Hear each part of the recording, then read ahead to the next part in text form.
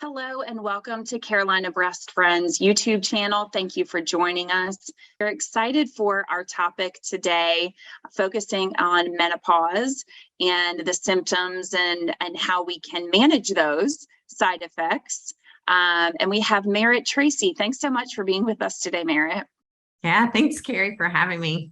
It's really good to be here with all of you and to talk about going through menopause. I am postmenopausal myself, so I have a little bit of experience with this both personally and, of course, professionally.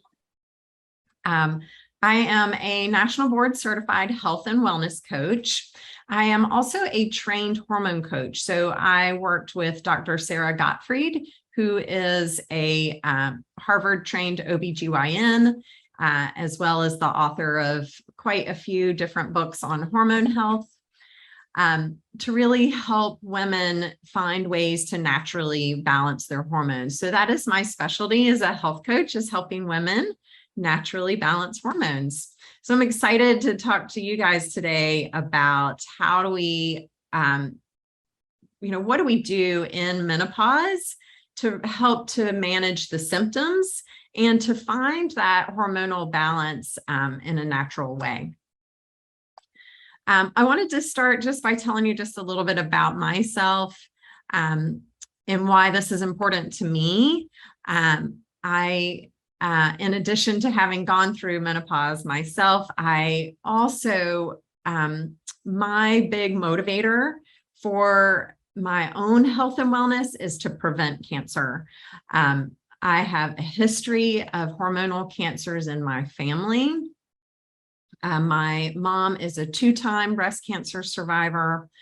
My aunt is a uterine and ovarian cancer survivor. My cousin is a thyroid cancer survivor. My grandmother died of breast cancer when I was in high school, and my great-grandmother died of ovarian cancer around that same time. So cancer prevention has been a big part of my life, not only preventing cancer for myself, but helping my mom to prevent a recurrence, and helping to, helping my daughter understand ways that she can potentially prevent breast cancer and other hormonal cancers for herself as well. So I feel like this is an integral part of my own journey, is hormone health and cancer prevention. And so I hope to bring a little bit of that into our discussion today to help you all kind of know how to navigate this for yourselves. I do have 2 children. I have a 16-year-old daughter and a 19-year-old son. In addition to being a health coach, I'm also a yoga teacher. I actually used to teach yoga at the Pink House, so I miss my days there. It's really fun to see you all on a more regular basis, but have also enjoyed coming and talking to you guys about ways that you can help with your own hormone balance, as well as just your own health and wellness. So that's a little bit about me. But let's talk about perimenopause and menopause. So as women, we have these many, many stages in our lives. And our stages are often really focused on hormones and what is going on for us in terms of our hormone health. As young women, we go through puberty, which is a huge time of upheaval in our hormones. Then we have our reproductive years when we may or may not be having children. Also a huge hormonal changes going on there. Then we have perimenopause, which generally happens in our 40s. In perimenopause, interesting, for those of you who may not know this, perimenopause usually lasts 8 to 10 years. It is a long transition naturally from perimenopause through to menopause. Now, you all may have arrived at menopause on a much shorter trajectory. So you may have been thrown into menopause either surgically with a hysterectomy or ovaries being removed, or you may have been thrown into menopause with tamoxifen or another aromatase inhibitor. So those are the key things, though, that we're looking at, is that perimenopause takes a good amount of time. We're going to talk about that perimenopause phase a little bit today. We're going to spend most of our time on menopause, though, since that's the major concern for you all. And then menopause is actually only one day. So menopause is actually the one day that your milestone. It's like that milestone that you hit when you haven't had your period for 12 months or more. So menopause itself is a one-day event. So really what we're focusing on is everything that is prior to menopause. Anything prior to menopause is considered premenopause. Anything prior to menopause that is showing signs of going through the transition is considered perimenopause. Then you have menopause, which is one day, and everything after that is really postmenopause. So a lot of you all are really postmenopausal as opposed to menopausal. So just some things to be aware of in terms of how we refer to that, or how you might see the terms referred to in research and things like that. Actually, I'm going to make sure I have my chat box up in case you guys have questions. So if you do have questions, feel free to post those in the chat box, and I'll jump on those as well. So I'm going to talk about a normal menstrual cycle just for references in terms of what our natural rhythm looks like from a hormone perspective. I know most of you, since most of you are postmenopausal, this doesn't necessarily apply to you in terms of where your hormones are now, but it's important to understand that natural rhythm of your hormones and how it's impacting you prior to menopause and then after menopause. So a normal menstrual cycle prior to going through perimenopause should look generally like this. So estrogen should be the dominant hormone in that first part of your menstrual cycle. Day 1 here is the first day of your period. Day 14 is generally when a typical ovulation occurs. You'll notice the spike in hormones around ovulation. And then there's a drop. And then in that second half of your menstrual cycle, progesterone should be the dominant hormone. So there's this natural rhythm of estrogen and progesterone, and they work together. After menopause, both progesterone and estrogen are low. So we start to see that curve, all this natural rhythm start to level out. So we'll talk a little bit more about what that means. But the first thing that's generally happening in perimenopause and menopause is that progesterone levels drop. So Carrie was mentioning that one of her symptoms is irritability. Irritability comes generally from the drop in progesterone. So this is what causes us to be irritable, to be angry, to be anxious. Anxiety is a major factor in the drop in progesterone. This also happens not just in perimenopause and menopause, but this is also generally the cause of your PMS symptoms. Is that if we jump back to this curve, if your curve is naturally going the way that it should be, and progesterone is that dominant hormone in the second half of your menstrual cycle or your luteal phase, generally you don't have very many PMS symptoms if you have your period still. So women who have a lot of PMS symptoms often have low progesterone levels. So this is just good information for anyone really who has a period, who is a woman in general. These are how our hormones should work. And we know that that's not always the case, right? That it's not always flowing and the natural rhythm isn't always as it should be.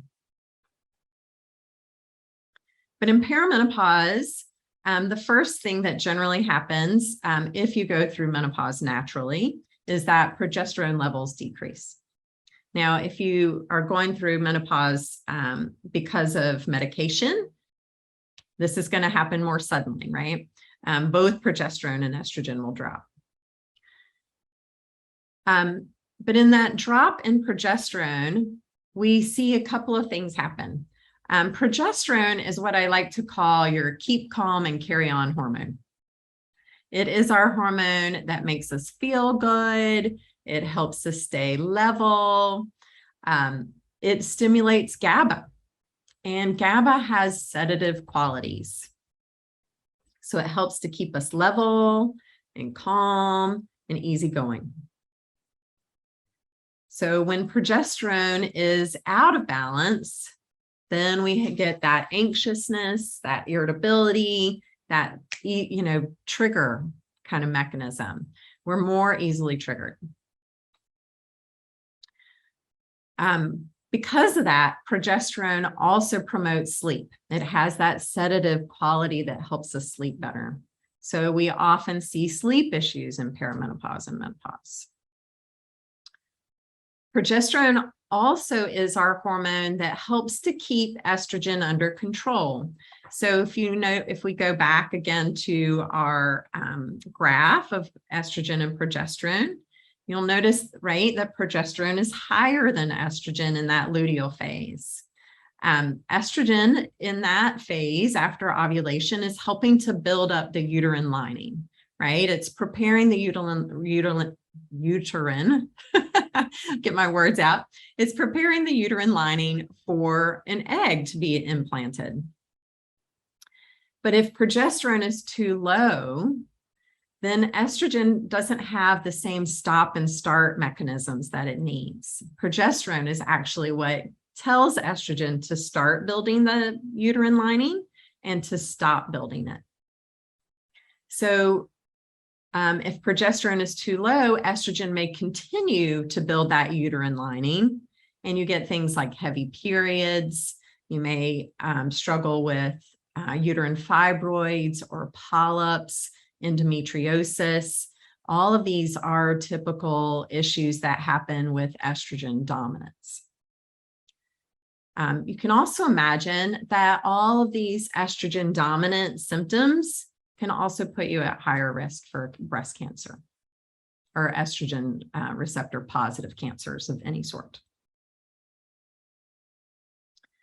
So that's progesterone. And so you can imagine we would want to naturally balance progesterone in addition to estrogen, right? We talk a lot about estrogen, and we're going to do that in just a minute. But progesterone is also the balancing mechanism. So progesterone is an important hormone to consider as well when we think about balance. So let's talk about some ways to naturally balance progesterone. Your B vitamins and your C vitamins are great boosters for progesterone. So your vitamin C foods like citrus fruits, red peppers, kiwi, papaya, all those are great options for vitamin C.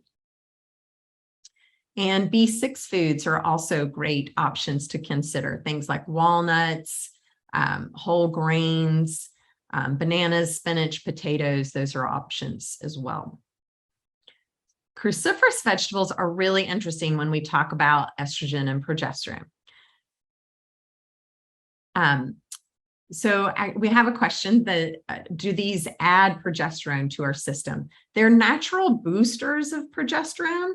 So I can't say that they are necessarily adding progesterone to the bucket, but they are great ways to actually help the body boost progesterone. Cruciferous vegetables are interesting. So cruciferous vegetables are estrogen detoxifiers. So they're actually helping estrogen move through the body. We want estrogen to, our hormones actually move through us. So we actually eliminate estrogen as part of our elimination process. And we want that to happen. If we are constipated, for instance, or that things are out of balance in our gut, then estrogen can be reabsorbed. And you can imagine if you are trying to reduce estrogen in the body, that can be a dangerous situation, right? We don't want that. We want estrogen to naturally move through. So your cruciferous vegetables, things like broccoli, cabbage, cauliflower, kale, arugula, Brussels sprouts, these are all great options for helping the body naturally move estrogen through the body and eliminate it. They contain a component that you may or may not have heard of called diindolylmethane. And that DIM for short helps to move estrogen through. Another question on how much of these foods do you need to consume to make an impact? It's unclear in research how much you need to consume, and there are DIM supplements that some practitioners you may want to consider talking to your practitioners about. That's another option. But one thing to know is that these vegetables naturally are really beneficial in helping each other. So the more cruciferous vegetables and the more green leafy vegetables you consume, the more they work together to be beneficial and have those anti-cancer properties that are so incredible. So it's a great thing to consider having as many of these in your diet as you can stand. Just, one of the key things in an anti-cancer diet is just eating a lot of vegetables. All right, so Elizabeth is asking if cancer is progesterone positive, would we add these or continue to use those? There shouldn't be any problem with continuing these types of foods if you are estrogen or progesterone positive, because they're all very balancing too. So that's one of the great things about natural balance is the balance comes from the foods and from the combinations of foods, and there isn't necessarily a risk of overdoing it. Good question. So as you get closer to menopause, estrogen decreases. So estrogen is our hormone that is responsible for our breasts and hips. So as you move into menopause or move through menopause into postmenopausal phase, you may find that your weight shifts from breasts and hips to abdomen and belly.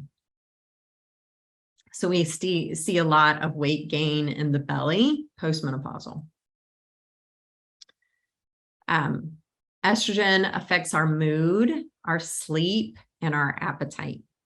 So another thing that you may see after menopause is that you have an increase in appetite as well. Most importantly, estrogen is our hormone that makes us feel feminine and sexy. So this can be really a huge, huge challenge for us when estrogen decreases, is that we don't feel that same way. We don't feel our confidence as women. We don't feel sexy and in the mood. So that libido gets really depressed. So we'll talk a little bit about that too. Estrogen also helps to build muscles and keeps our bones dense and flexible. So you probably are already aware of this, that estrogen is a major component when we think about bone health. And if you're on an anti-estrogen medication, that is a consideration to take into and talk to your doctor about.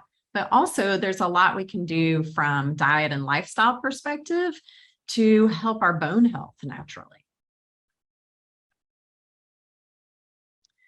So we talked about a lot of these symptoms before we started the call, and many of you talked about some of the symptoms that you've been having. Hot flashes were a huge factor. Night sweats.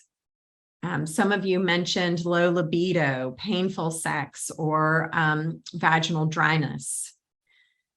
Some of the ones that people didn't bring up, but you may be dealing with and maybe didn't recognize that there are also menopausal symptoms are depression and poor memory. Memory issues are a major factor postmenopausal. Achy joints and bone loss are part of the equation. We also mentioned increased appetite and difficulty losing weight too. So let's talk about some menopause superfoods. And I'm guessing you guys have some questions about these too. So feel free to post these in the chat box. So some of your key menopause superfoods are flax seeds and pumpkin seeds. These seeds have been shown in studies. There are so many studies on flax seeds and their anti-cancer benefits and their benefits from women postmenopausal. I encourage you to look up some of those, just Google flax seeds and their anti-cancer properties, as well as their benefits for women postmenopause. Flax seeds are a fantastic benefit. They have been shown in studies to cause apoptosis in cancer cells. Apoptosis is cancer cell death. So not only do they help to naturally balance estrogen levels and give you that boost to help with some of the symptoms that you're dealing with, but they're also anti-cancer foods too. So flax seeds are a phenomenal addition to an anti-cancer diet and a postmenopausal diet. Merritt, can I ask, as far as I understand, it is important for flax seeds to be milled, right? To not consumed whole. That's correct. Yeah, the general rule the general rule of thumb with flax seeds is that ideally you want to buy them whole and grind them yourself. Okay. That way they are the freshest that way. And then you can do that super easily by, if you're adding flax seeds to a smoothie, just throw them in the blender.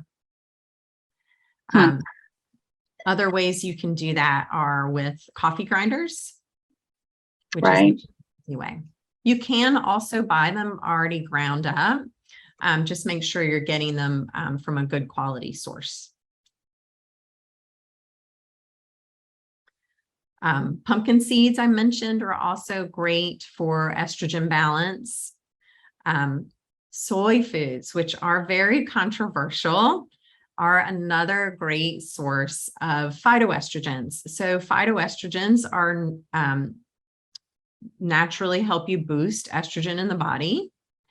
And I will tell you that more and more doctors that I am speaking to now are saying that whole soy foods are incredibly beneficial, even if you have had cancer. And even for younger women now. It used to be that what I would hear from oncologists is that whole soy foods were great if you had had your cancer post-menopause. But for women that had had their cancer, had been diagnosed prior to menopause, they were not recommending soy foods. Now I'm hearing the opposite, or the more towards everyone, that it's really okay for everyone to have whole soy foods. So, and we want to really distinguish between whole soy foods and processed soy foods. Also really important to look for organic soy as well. So really think about things like organic soy does not have genetically modified materials. So soy is one of our top genetically modified foods in the United States. So this is why if you're buying soy, to really look for organic. And it's readily available. Easy to find organic whole soy. So your whole soy, key whole soy options are edamame, tofu, tempeh, tamari, which is a soy sauce, miso. Those are your key whole soy foods. Soy milk now is really starting to be considered one of your better options too. So that's an easier option to consider as well. I did put like an asterisk down on the bottom of this, simply because doctors vary in their opinions. And I will tell you kind of from my own discussions with doctors and oncologists and with oncology dietitians, this is what I have learned. But it's important for you to do your own research, talk to your doctor, find out what is best for you personally. So soy is one to consider. It really helps to naturally boost estrogen levels. And what we're seeing in research too is it helps to block xenoestrogens. So xenoestrogens are the estrogens that come from environmental toxins. So if you think about BPA, which is an endocrine disruptor, lots of different endocrine disruptors in our environment, your phytoestrogens like whole soy help you to block those environmental estrogens that can be really damaging. Another interesting superfood that you may or may not know much about is maca. So maca is a root vegetable that comes from South America. And maca is ground into a powder. And it actually shows incredible benefits for women postmenopausal. And those of you dealing with libido issues, maca is a natural booster of libido and is been used in South American countries for sexual health by both men and women for centuries. So maca is one to consider and to do some research on. Talk to your doctor again on whether or not that could be a good option for you. The great thing about maca is it doesn't impact estrogen levels at all. So it actually doesn't, like soy, which increases estrogen levels naturally. Maca has some benefits without impacting estrogen levels. So that's really interesting fact about maca. Let's see, we have a question here too.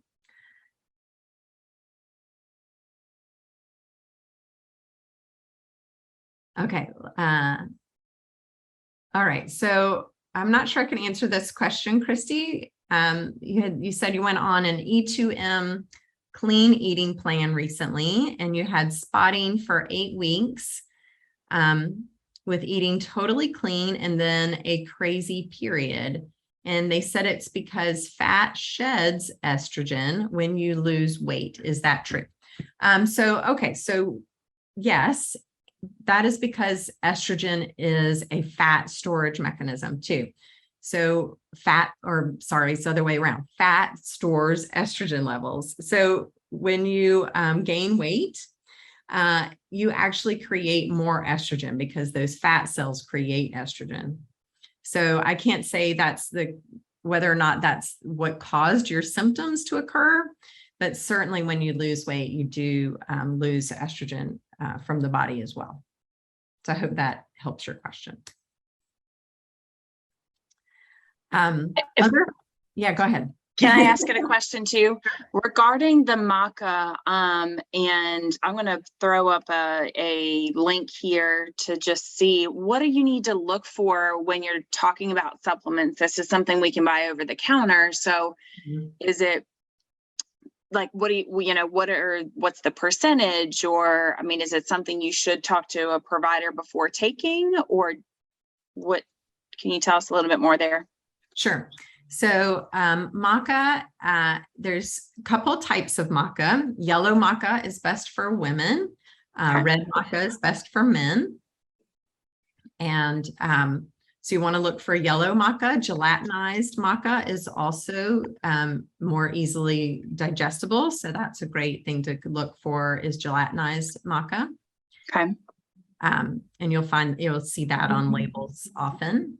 And you can simply add it to smoothies, is usually the easiest way to get maca in. Is there a brand that you recommend, or?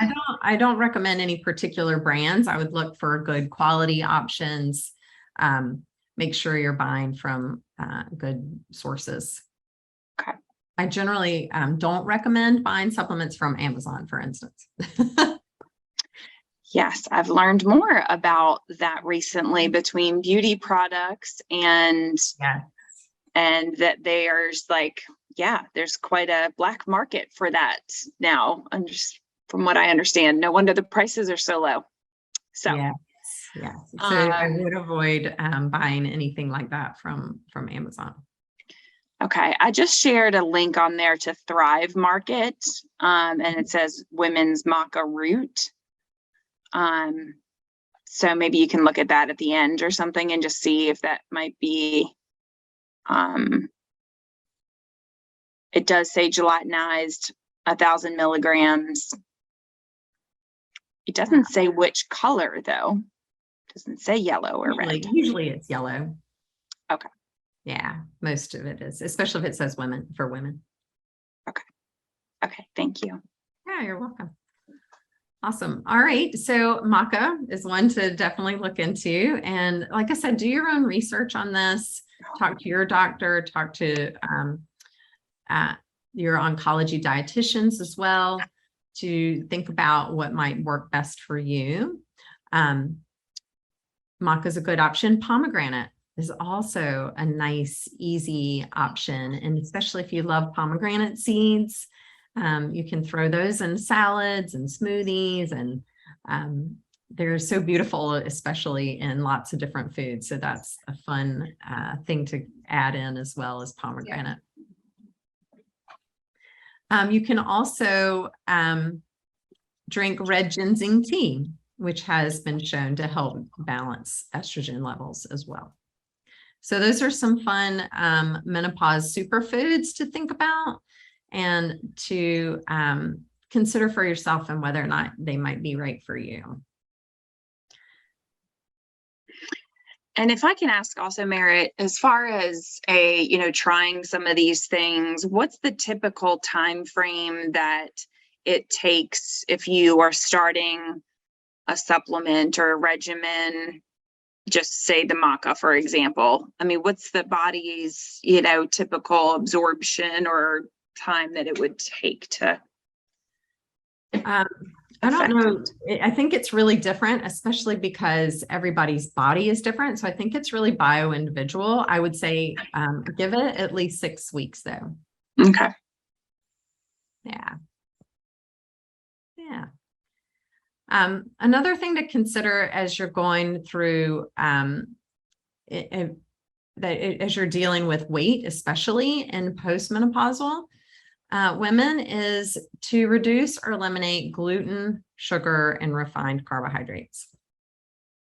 So gluten and is especially detrimental in many cases to the gut.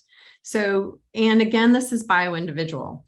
So especially postmenopausal, our bodies change, and we may find that we become sensitive to foods that we were not sensitive to prior to menopause. So I have seen this happen a lot, where women become gluten sensitive after they go through menopause. And they really start to notice a difference when they start to reduce it and they start to feel better. And it can help kind of with that, getting things going with weight loss too. So that's something to consider, is reducing or eliminating gluten. Sugar, of course, is problematic for weight gain, for cancer promotion. So sugar in general is a great thing to be considering avoiding as much as you can if you have cancer. And then refined carbohydrates like your white breads and white flours are removing all of the many of the health benefits that you get from these grains, because they're no longer whole grains. So there's very little benefit in those foods.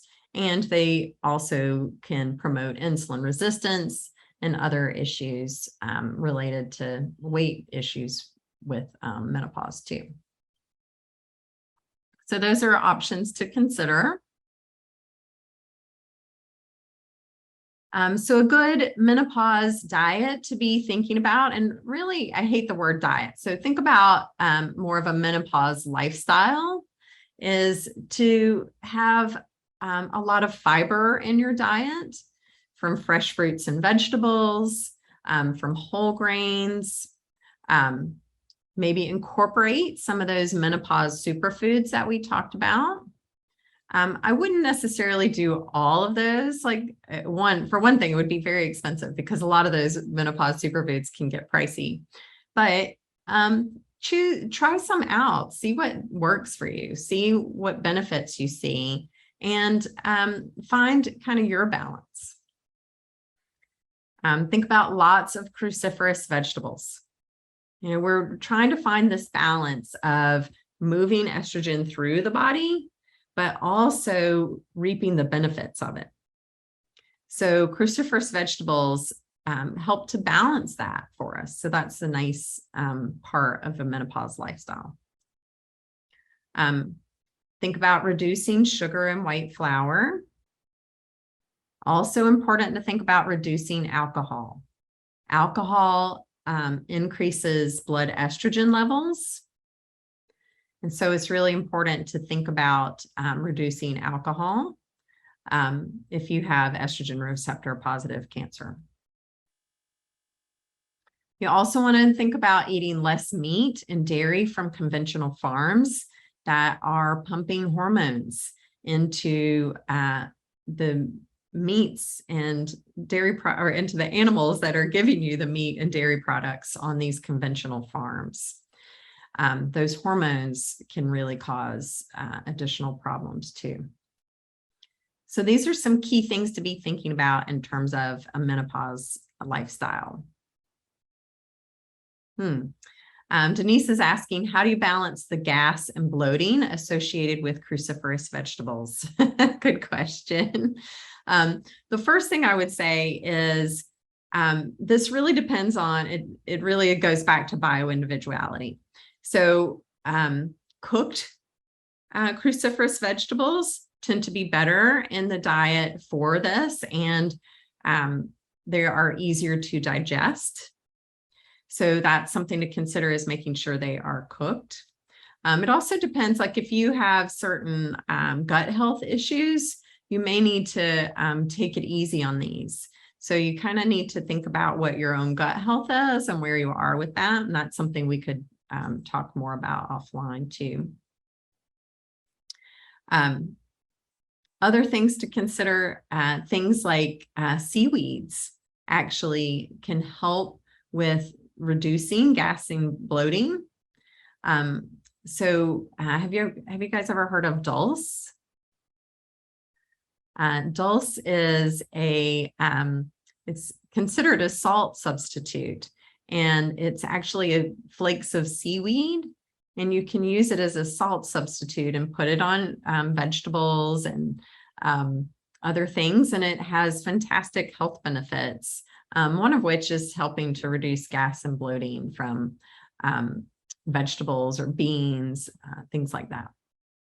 So seaweeds can be a nice benefit there. So that's a nice little trick.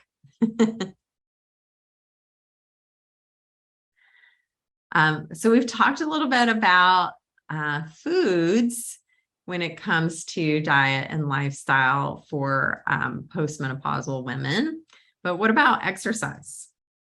So it's really important to think about exercising differently after menopause.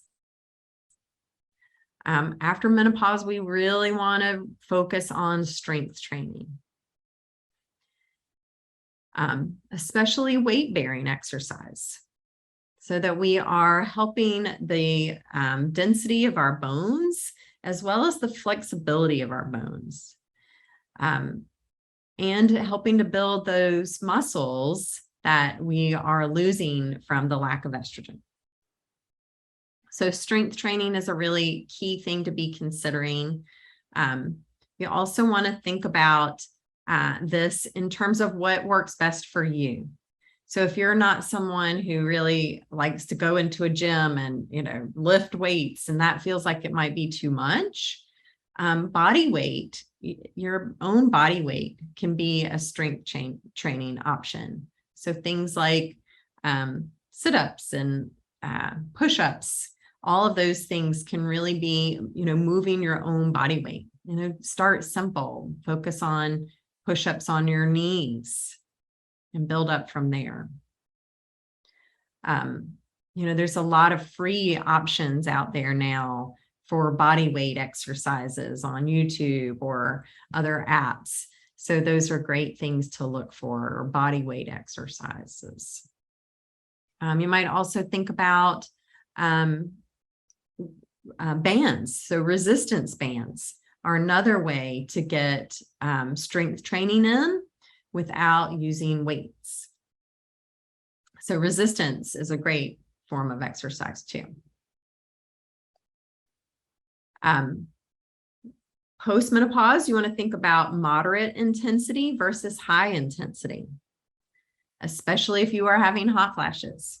Those high intensity exercises can really induce hot flashes. So you want to bring it down a notch and focus on moderate intensity and more strength. And daily consistency.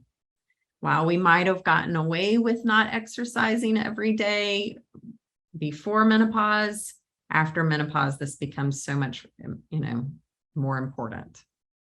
We really have to kind of amp it up a little bit. So exercise is a really important part of your lifestyle postmenopause. And then this is a fun exercise we're going to do, which is paced breathing. So paced breathing is a super easy way to reduce hot flashes. It's free. It also helps to reduce stress and anxiety. So this is a great little tool. So I'm going to lead you through one round of this, so you can do it while you listen in. So get comfortable where you are. Take a deep breath in and just sigh it out. And then you're going to inhale through the nose for a count of 5. So inhale, 2, 3, 4, 5. Gently hold, 2, 3, 4, 5. And exhale through the mouth, 2, 3, 4, 5, 6, 7, 8, 9, 10. So that's a simple breathing technique you can do to help. It actually changes the brain from sympathetic nervous system to parasympathetic nervous system. So it's engaging that rest and digest response from our brain and getting us out of fight and flight. And you can modify those numbers. So if an exhale of 10 felt like too much, take it a little slower. Try 5, 5, 7, whatever works best for you. But try this as an exercise when you go home tonight before bed, because this also can help you go to sleep at night too. So try this breathing technique right before bed and repeat it 4 times. And then see if it helps you sleep better at night. Then you can also do it when you're having a hot flash to help the body switch and cool down and calm down. So great, super easy option for reducing hot flashes. All right. So can't wait to hear from you guys on what kind of reasonable steps you want to take on this week that you've learned about today. And then if you'd like to continue the discussion, would love to talk to you more. You can reach out to me at merritttracy.com. I do offer a free initial consultation so we can just chat about what you're dealing with and how I can help. So feel free to sign up for that. And then I'm going to go ahead and cancel or stop our recording and we'll take some questions. Does that sound good? Perfect. That's great. Thank you, Merritt.